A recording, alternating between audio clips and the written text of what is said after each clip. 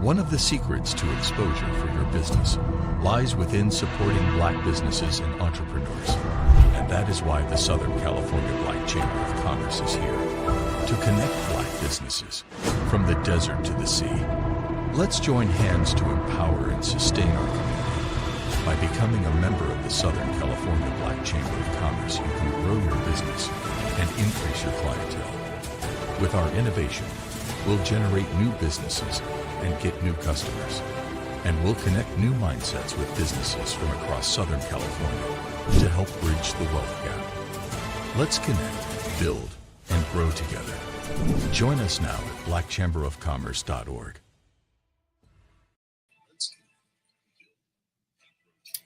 Hello, hello, hello. Hold on one second. I just shared the video and I'm still got it playing loud. I'm not trying to play it loud. What's happening? What's happening? What's happening? Welcome to MyTueSense. I am your host. I am Deborah McLaughlin. I am mother, daughter, sister, auntie, cousin, friend. I'm caring, compassionate, and considerate, a romantic, a creative, and a lover of nature. I have a master's in business administration, a business of science and business, and I have 5 children that have given me degrees that you'll never see on the wall. So that's a few things about me. And we're going to get right into the show today. The show, again, is My 2 Cents. And what is My 2 Cents? My 2 cents are topics that are things that I feel that need to be considered and shared. It's mostly motivation through exposure. It's not necessarily trending topics, though I will cover some of those as well. But the topics that matter to me and perhaps to you too. So I will share my 2 cents. You can share your 2 cents, and hopefully together we can make some sense and make some minute changes in our lives and in the lives of the people around us. So with that being said, if you have any topics you'd like for me to give my take on, enter them into the chat. Or email me at milenoble.com. milenoble@gmail.com. milenoble@gmail.com. And Mile Noble is my alter ego. And it is at the bottom of the screen for you. So you can jot that down. But milenoble@gmail.com. So what is the topic of the day? So I did speak last week, and I said that I was going to talk a little bit about fitness. Well, I've changed my mind. And I can do that because Tabitha Brown tells me it's my business and I can do that, right? So anyway, I changed the topic. And so the topic of the day we're discussing is coping skills.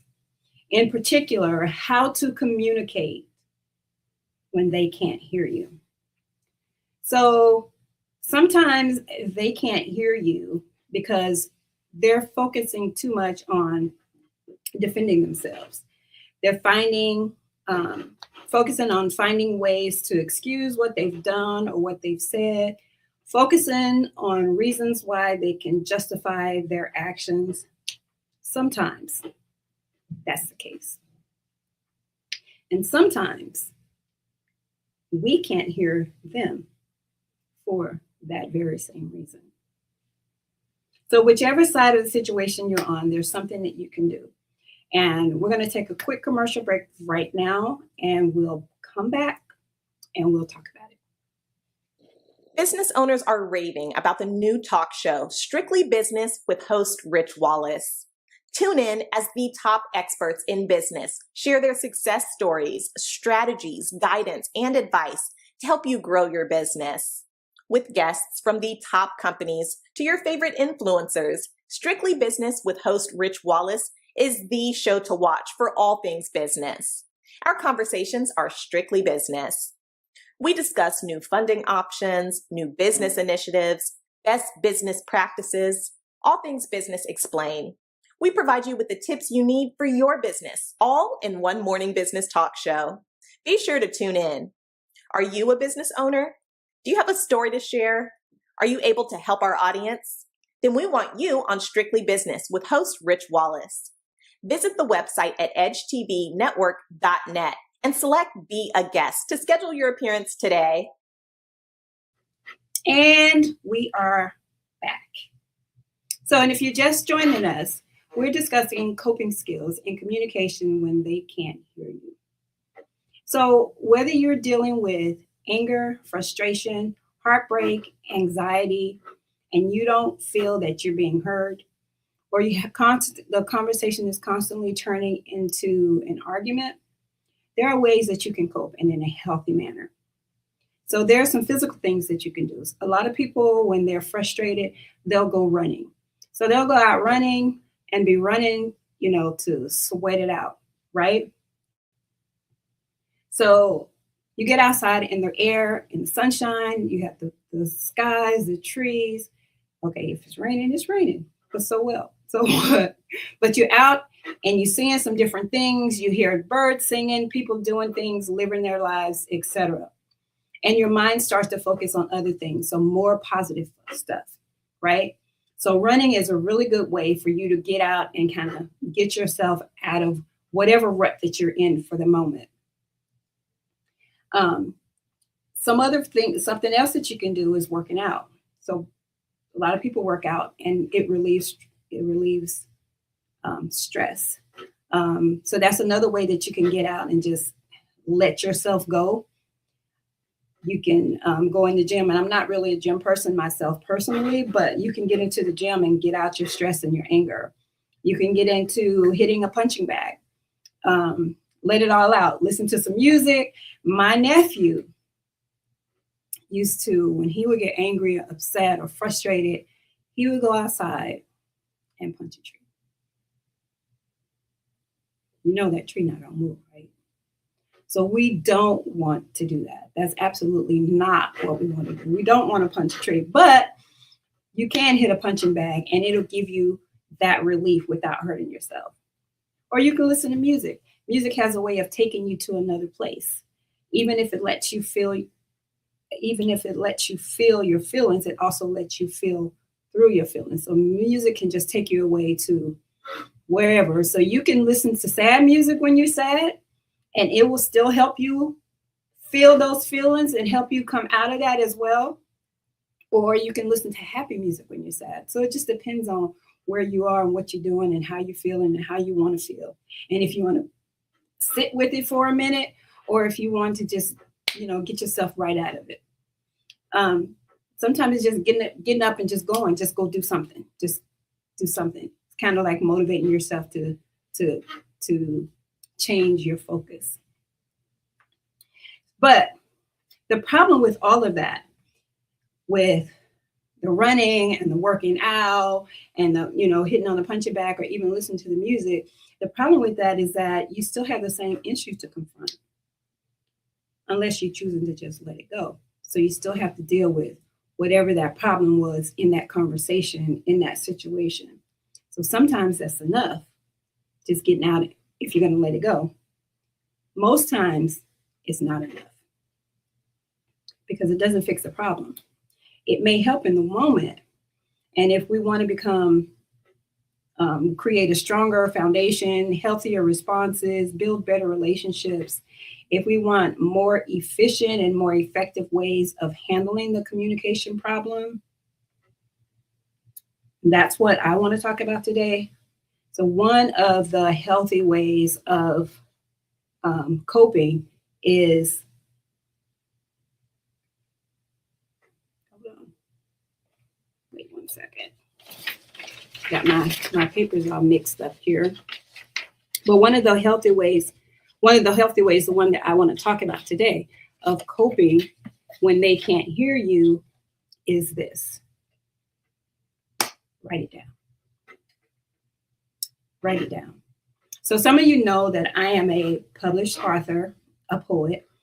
My first published book is titled 60 Days of Poetry. And the subtitle to that book is Poetry is Therapy. Because it is.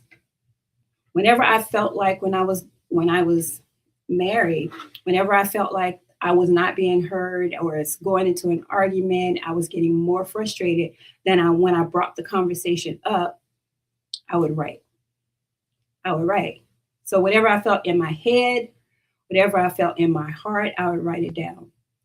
So I would just pick up a pen or pencil and some paper and start writing. And I would write sometimes page after page after page. And I might have even been crying when I started writing, but by the time I finished writing, I was done writing, those tears were dried up. And I might have even broken a few pens, because you know how sometimes you're writing and you're so angry and it's like, you're breaking stuff, breaking pencils, maybe ink pens. But even then, once I finished, I was in a better place. Now, you ask, how does that help? Well, one of the ways that it helps, I was going to take a break here, but I'm going to keep it moving. But how does it help, and what does that look like? So I write poetry, but it doesn't have to be a poem. And even when I write, sometimes it rhymes, sometimes it doesn't rhyme, and it doesn't have to rhyme or anything like that. So if you're writing your feelings, you're writing your thoughts, you're writing them down however it is, whether it's just one word, whether it's sentences, whether it's drawings, whatever, just write it down. But it can be a poem, it can be a letter, it can be an email, and journaling. A lot of people journal and they write down what's going on in their everyday life, whatever it is that they're going through on a daily basis. And that might even be a better way of keeping yourself in check and learning how to communicate those things when you need to and how you need to. And it does a few things for you. It helps you get it all out without being interrupted. Because you know, when you're talking or you argue and you're going back and forth with a person, part of the issue is that they're not hearing you. You're not hearing them. Everybody's waiting to say whatever is on their mind, waiting to make a point. And so a lot of times you're not being heard. But when you write, it helps you to get it out without being interrupted. And it gives you an opportunity to read it back and see how it came out. If it sounded right, if it expressed what you really wanted to say or not, if it came off accusatory, because you don't want to sound, you don't want to be accused of something, because if you're accusing them, you're probably going to try to defend yourself, right? And that's not what we want. We don't want them to get on the defense. But this works whether you're going to keep it for yourself or if you're going to give it to the person, because it serves as an outlet. It allows you the space to mull over it, to see if it's a true reflection of what you wanted or what you needed to get across. It allows you an opportunity to go back and reread it and fix it. And so after you calm down, you can go back and edit and make it help it to more accurately reflect what it is that you want to say, especially if you're going to give it to them. And so if you decided that this is what you wanted to do, because I wouldn't do that. Sometimes I would, sometimes I wouldn't. It just depends on what I was feeling, what I was going through at the time. Sometimes I would share it with the person that I was dealing with in that situation. And sometimes it just gave me room to be able to express to them those things that I wanted to say and express them in a way that was conducive to conversation, so that it's something that they can easily consume. So if you give it to them written, they're more than likely going to read every single word that you wrote without interjecting and be able to more easily consume what it is that you were trying to say. So the written word gives opportunity for them to reread it again and again to get a better understanding and see if there was something that they missed. Have you ever watched a movie and you watch this movie twice, 3 times, and every time that you watch this movie, you got something else out of it? You got something, you got another clue. You saw something that they gave, some clues that they gave you early on that you didn't notice before. It's like, oh, that's why they did this. That's why they did that. That's what the written word allows you to do. It gives you the opportunity, gives them the opportunity, if you choose to give it to the person, it gives them the opportunity to read it and reread it, to catch the nuance in what you said and how you say it. And sometimes you read over words and like, oh, I missed that part of it. I missed the don't when they said, you said you did. It's like, but they said they didn't, whatever.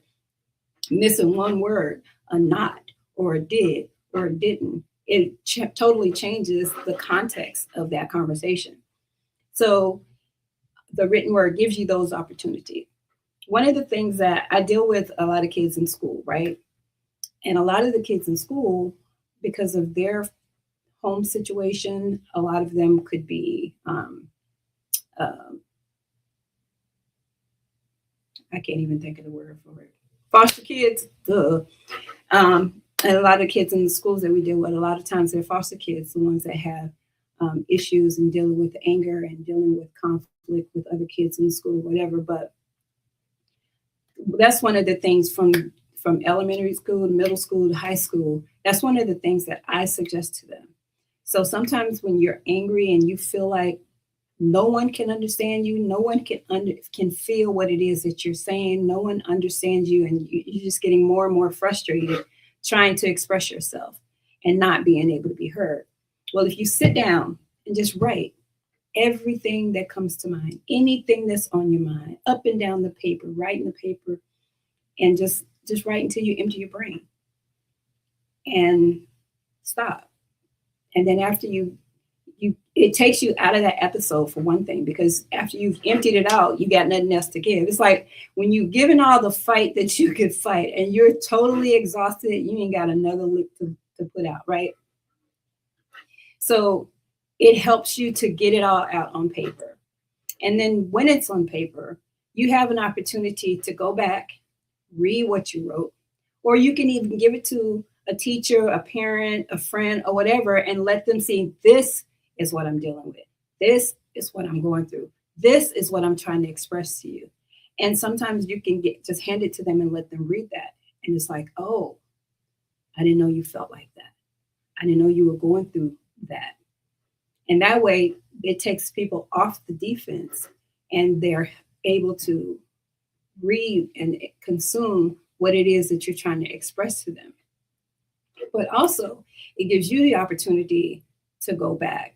So like in the situation, if you're journaling, it gives you the opportunity to go back, read what you wrote last week, last month, last year, whatever it was, and you see where you were at that time. And you see what your mindset was back there, what your mindset is today, and you see where how much you've grown.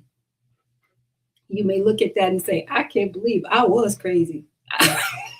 I was out of my mind because that was messed up. I read what I wrote and that was messed up.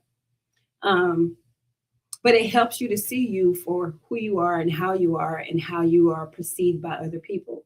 So when you have an opportunity you take the opportunity and you're writing and you're journaling and you doing that on a regular basis, a daily basis, a weekly basis, that gives you opportunity to see yourself and make growth changes in your life. So you can say, yeah, I know when I was growing up, there are certain things that my mom would do or certain behaviors that my mom would have. And we were a lot alike. So when I would see things in her, it helped me to be able to make those adjustments within myself. So the same way, when you see yourself in writing, after a period of time, and you go back and read your stuff, and look at your stuff, and he's like, that's what I said. That's what I was thinking. That's how I was feeling. Wow, I was in a bad place. I understand what they mean now. So sometimes it's us, sometimes it's not us. But either way, we always have something that we can do in that situation. We always have a way that we can make the adjustments, a way that we can say it better, a way that we can present it better. And sometimes in relationships, you find that, okay, we don't match at all because I need this, they need that, and we just cannot see eye to eye on it. But after you communicate and you're able to express that and you get that across, then it's okay. But a lot of times it's just misunderstandings. It's like, oh, this is what you're thinking. That's not what I was thinking you meant by that. But when you write it down, there's more context because we're not cutting each other off. We're listening. We're reading exactly what was said. We're taking notes and we're not taking the offense, being defensive while we're reading that, because You're going to argue with the paper. Somebody wrote you a letter. You're going to argue with the letter. No, you're going to sit there and you're going to read it or not. So if it's somebody that you decided to cut out of your life and you don't want to read what they said, okay, fine. But they wrote that was for them. It's just like when you forgive someone, the forgiveness is not so much for that other person as it is for yourself, because it allows you to let go of those things and move on with your life and not sit in that, right? So, but anger, write it down. Let's see. Also with the anger, it lets you see where you were and what you were holding on to, and also kind of helps you to be able to let go of that. But also, so I would say anger, frustration, heartbreak. So anger and frustration, it kind of goes hand in hand. Frustration could be a level before you get angry because you're not being heard. But the same thing. And heartbreak. So with heartbreak, and I dealt with this personally, where I went through a breakup. And when you go from talking to a person every single day, all day long, all day, every day, all day, every day, and then all of a sudden, now you're not communicating at all. Well, there's you need to give that outlet somewhere. So you're frustrated, you're upset, you're hurt, whatever happened in the situation, it's not where you want it to be, whether you broke up or they broke up, however it happened, it hurts, right? Well, writing helps to express what it is that you want to say, or express what it is that you're feeling, express what it is that you're going through. So when I had that breakup and I was going through dealing with that, and I'm trying to handle it and deal with it in a very healthy manner. So I started writing every single day about whatever it is, whether it was something that I felt that I wanted to express to him, or it was just me writing down what it is that I was feeling. I was writing every day, sometimes twice a day, because we went from talking every day to no talking at all. And so one of the ways that I did that, like I said, I just started writing. And then I found myself where I was writing every day and sometimes twice a day. Then it got to where I would skip a day or two. And if I'm skipping a day or two, that means I'm not feeling it as much as I was, right? I'm not going through it as much. And then it went from a couple of days to maybe a week. And it's like, oh, I went a whole week and I didn't write. I'm doing better. I'm getting better. I'm getting stronger. And so then it was a week. And then it's been a couple of weeks since when I realized that it had been a couple of weeks since I wrote that, I was like, I'm really doing much, much better. And then, so it got to a place where I didn't have to write anymore. And I was just dealing with whatever it was and living life and moving on and creating new routines after the writing. So after the writing, then it was creating new routines to start doing things and implementing stuff in your life. Because one of the other things that you go through while you're going through heartbreak, I don't know for you guys, but I know for me, it's like I don't have an appetite. I don't want to do anything. I don't want to go anywhere. You know what I mean? So after I went through the phase of writing and writing and writing and getting it all on paper and putting it all out. And like I said, my writing sometimes was expressing just what I'm feeling. Sometimes my writing was expressing things that I wanted to say to him, or things that I felt I should say to him, or things that I felt that I left out or whatever. And then just, what I was feeling. So after I went through that process of writing, like I said, I got into a routine of doing stuff. And then that's when, after that, then the exercise and the running and, just creating new routines just made a difference for me. So we're going to take another commercial break and we're going to come back and talk a little bit more about coping, communicating when they can't hear you.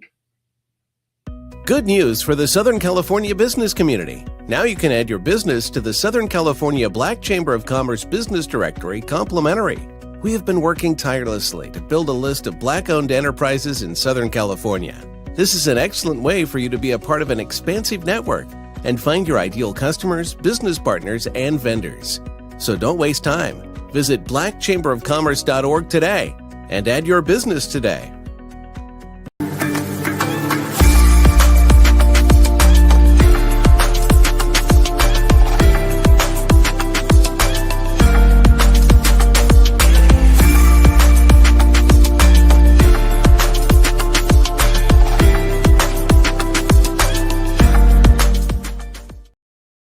And we're back. So we were talking about coping skills and communication when they can't hear you. And if you caught it from the beginning, a lot of times we're doing the exact same thing. So I started off when I was talking about how people they're not listening. And they're not listening because they're defending themselves, right? They can't hear you. It's not they're not listening. They can't hear you because they're defending themselves. They're focusing on finding ways to excuse what they've done, focusing on reasons why they can justify their actions. But we also have to realize that a lot of times we don't hear them because we're doing the exact same thing. So what the writing also helps you to do is to see yourself. It puts a mirror in front of you. Like my mom put a mirror in front of me where I can see what she does, so I can make the adjustments in my life. So when you write down and you can see yourself on paper, that helps you to be able to make those changes that you need to make in your life, and how you're communicating with a person, how you bring conversations to them, how you know, there's a lot of body language that goes on in communicating, right? So if you're in the presence of someone and you're talking and you're like rolling your eyes or you're folding your arms, you like tapping your foot, like, come on, hurry up so I can respond to whatever it is you're saying, they can see that. And it makes a difference on whether they feel like they're being heard. So if they're not being heard, or they feel like they're not being heard because of your behavior, because your body language, because your size and your blowing and all of the eye rolling and whatever it is that you got going on, because you're not. If you're doing all of that, you really just want them to shut up. And that's not conducive to conversation. That's not going to help the situation. So I feel like the best way to get through a situation is to get through it and not sweep it up under the rug, not pretend like it didn't happen. So yeah, going to the gym, going running, listening to music, all that stuff will distract you from whatever you got going on at the moment, from whatever you're dealing with, whatever made you angry, frustrated, whatever. But if that situation has not been addressed, if that conversation has not been completed, then it's going to come back. You're still going to have to deal with it. And how are you going to deal with that? You want to check yourself first. Make sure that you're speaking in a way that someone that can receive it. Because if you're, like I'm saying, and you're all up in their face and you're calling them names and you're accusing them of this and that, they're probably not going to listen. Or if you, they're probably already tuned you out. My father-in-law used to have a construction company, and he was one of those people. He yelled and yelled and yelled. Get this man, pick that up, put that down, da, da, da. Yelling, screaming, and right, all day long he was yelling. And then it was like those guys didn't pay no attention to that. It's like they're tuning it out. They get nothing out of that. So once you change how you communicate, and you want people to listen, you want to listen as well. And we want this to be a shared experience where you get what you need, I get what I need, and then we get onto the other side of it, and we're in a better position for it. We're stronger. We're more. We're communicating more effectively. Our bond is becoming strengthened.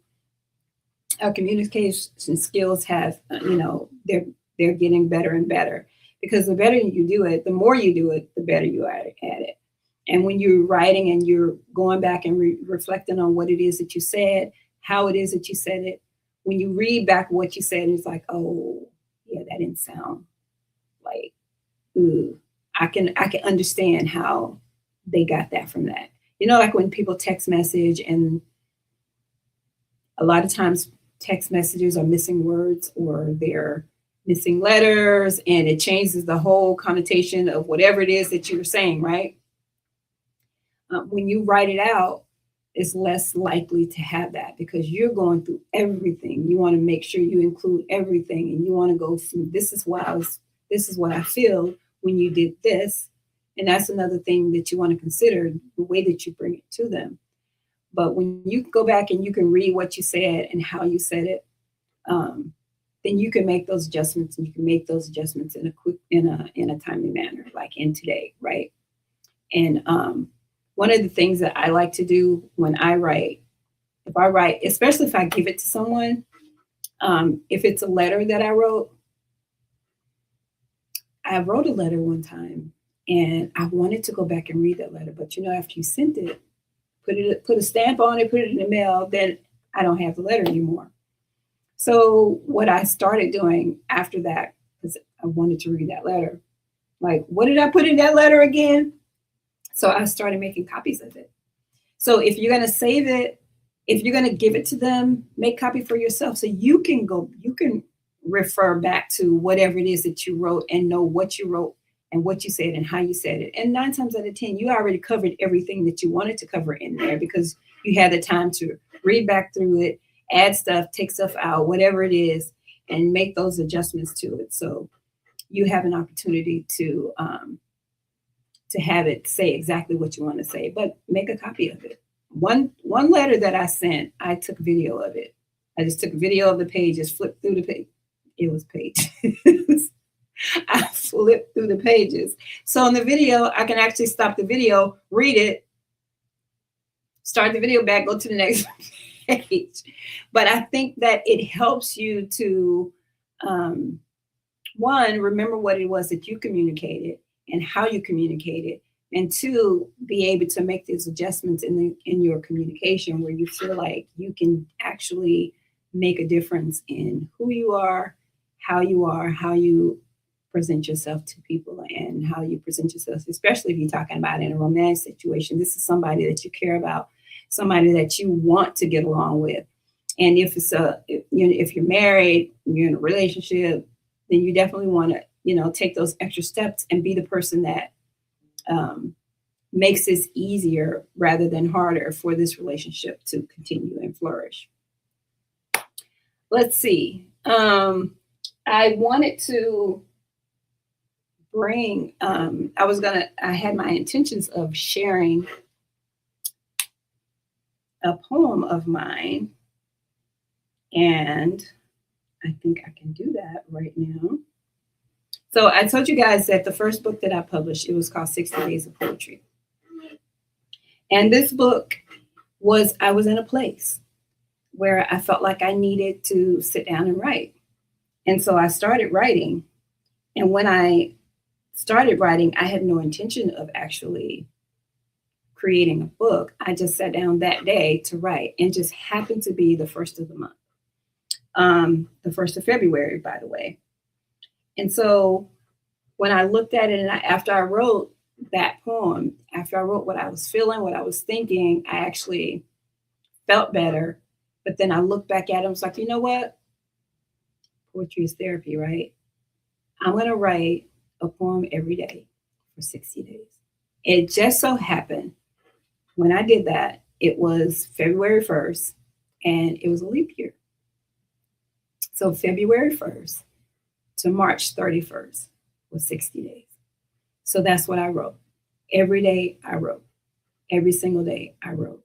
And after the first day, I was telling you I was in a place. After the first day, the next day got better, and the next day. And every topic was about something different. And even the fact that I was writing every day, which was not something that I would do, even though I'm a poet and I write, I may write 10, 12 poems in a year because I would just write when I felt like it. And if I didn't have the time to write it from beginning to end, I wouldn't write it. Even if I had something on my mind that I wanted to sit down and write, if I didn't have the time to to be all in and just empty my entire brain of this topic, I wouldn't even start writing. So if I only had a few minutes, I wouldn't do it. So when I did this and I put this challenge on myself to write every day for 60 days, it was not easy. 60 days, 60 poems in 60 days, from 12 poems in a year to 60 poems in 2 months. That was a lot. And I didn't know it was a lot until I really got into it, even though it was something that I challenged myself to do. The more I got into it, the more I found that, okay, this is not as easy as it seems to write a poem every day. Like, how hard can that be? Just one poem. But you also want to talk about stuff, and you don't want to talk about the same stuff over and over. You don't want to keep regurgitating the same information, just different words, and play it on the page differently. You just want to do something, you want it to be interesting. So that book that I published, called 60 Days of Poetry, came from me writing on that challenge, one day, every day, one poem every day. And I would post on Facebook the title of my poem. I wouldn't post the poem, but I would post the title of my poem. This is day 3. This is the poem. And so I kept a tally of my table of contents: the date, the title, the date, the title, the date, the title. And I just kept a running list. And so by the time I finished, my table of contents was done. My book was completed. It was just a matter of designing and constructing and putting it out there, right? So is what I did. But the thing about it is that learning how challenging it was to really have to write something every day, it was not easy. So there was a day, and I think I will share that. So there was a day that let me see. Here it is. There was a day that I was really tired. You know, I had a lot of stuff going on, and I was making sure that I was doing, my regular stuff with my real estate and stuff. I'm a real estate agent as well. So I was doing my stuff with real estate. I was dealing with whatever I had going on outside of that, and making sure that I'm writing every day before midnight, and making sure that I get that in. So this particular day, I was really tired, and I decided that I was going to just lay down, take a nap, and then I was going to get up and write my poem. And it was like 8 o'clock in the evening. So I was just going to take a nap, and then I was going to get up and write my poem. So when I woke up at 8 o'clock the next morning, the first thing that I said to myself is, oh my gosh, I didn't write my poem. So what did I do? Immediately, I sat up in the bed with my phone. So I wasn't handwriting it, but I wrote it in my phone.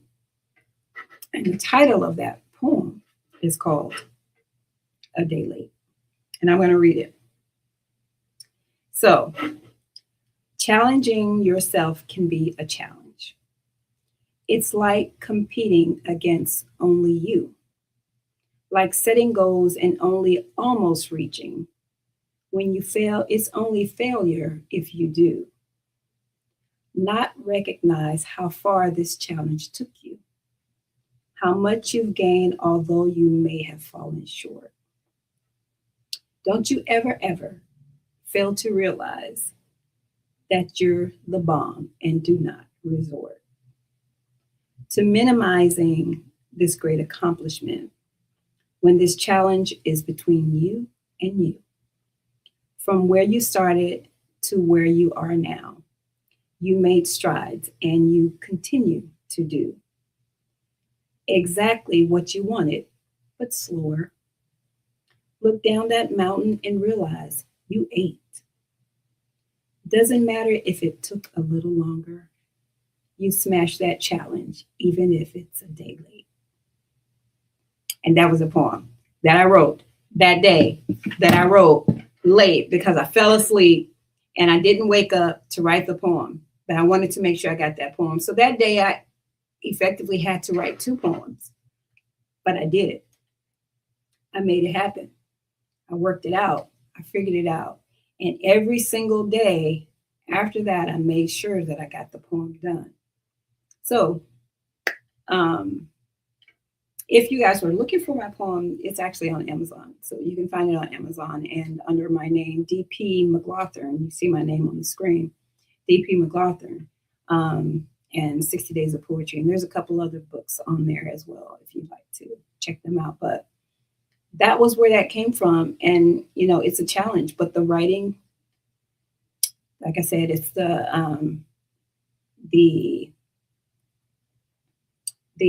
title of the book is 60 Days of Poetry, but the other title, the secondary title, just had a brain fart right then.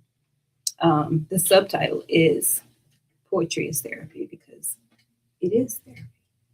And if you want to write poetry, if you have an idea of what you want to do, even with my books that I wrote, the other books that I wrote, I've also written another book called Mere Words. And I have two versions of Mere Words. One has analysis pages and one is just the poetry. So the self-analysis pages are where you can write, you know, what you got out of the poem, what you think it meant, whatever. But you, I forgot what I was going to say, why I said that. So, but I wrote the poem. I wrote and actually that book of poetry came prior to the 60 Days of Poetry. But the reason that I brought that up was because when I wrote I wrote differently. So sometimes it rhymes, sometimes it didn't rhyme, sometimes they were long, sometimes they were short, sometimes it was a few words. I have a poem that I wrote for this next book that I'm writing, and it's one sentence long. The whole poem is one sentence long. But it doesn't have to rhyme. And that's why I said that. It doesn't have to rhyme. It doesn't have to follow any kind of format. And I would have it dancing on the page. I would, use different fonts. And I literally like to take pen to paper and write. But I have learned to also be able to write it in my computer on my phone for the most part. And I will email it to myself and share it with myself so I still have it.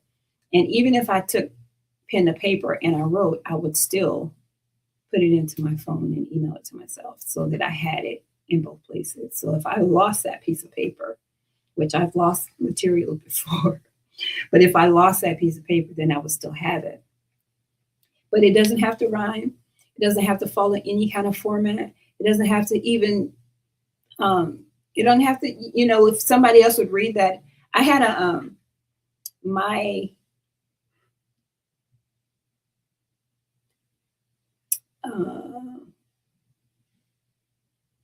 in this book that I wrote, there was I wrote a beginning on that, and somebody read that and they was like, "This is a poem right here." I'm like, "No, that's not a poem. That's not a poem." But to them, it sounded like a poem. I'm like, "Oh, I guess it could have been," but it was just my just the beginning of the poem to me. It was just I don't know. But when they read it, and after they said that, I read it back and I was like, yeah, I can see how that sounds like a poem. And even when, like I was saying, like even with the movie, with poetry, sometimes you can read it and you get one thing out of it. And then you read it again and you get something totally different out of it. So that was one of the reasons why I created the book with the self-analysis pages. So you can write down what you got out of it, and when you go back and read it another time, you can write down what you got out of it and see if it was the same thing. But anyway, I just wanted to share with you guys the therapeutic nature of writing and how it can help you cope and communicate when they can't hear you. So it helps you to make yourself easier to hear because you're learning how to communicate better, because you're checking yourself by going back through whatever it is you wrote. And when you write what you wrote, and you go back and you edit it, whether you give it to them or you don't give it to them, you can correct yourself or check yourself on how you're communicating. It's like, oh yeah, that sounded kind of harsh, me saying that. Or, yeah, I don't want to say that because it sounds like something else. That's not what I meant. And you're conscious of how you're coming across, and you're conscious of how you're communicating with them. You're conscious of how they're receiving it when you're putting yourself in their shoes. So that was my 2 cents. Again, if you have any topics that you would like for me to give you my 2 cents on, share it with me. It's my 2 cents plus your 2 cents. Together, maybe we can make some sense and make some minute changes and help change our lives and change the lives of the people around us. Have a great day, and I will see you guys next week on my 2 cents. One of the secrets to exposure for your business lies within supporting Black businesses and entrepreneurs. And that is why the Southern California Black Chamber of Commerce is here to connect Black businesses from the desert to the sea. Let's join hands to empower and sustain our community. By becoming a member of the Southern California Black Chamber of Commerce, you can grow your business and increase your clientele. With our innovation, we'll generate new businesses and get new customers. And we'll connect new mindsets with businesses from across Southern California to help bridge the wealth gap. Let's connect, build, and grow together. Join us now at blackchamberofcommerce.org.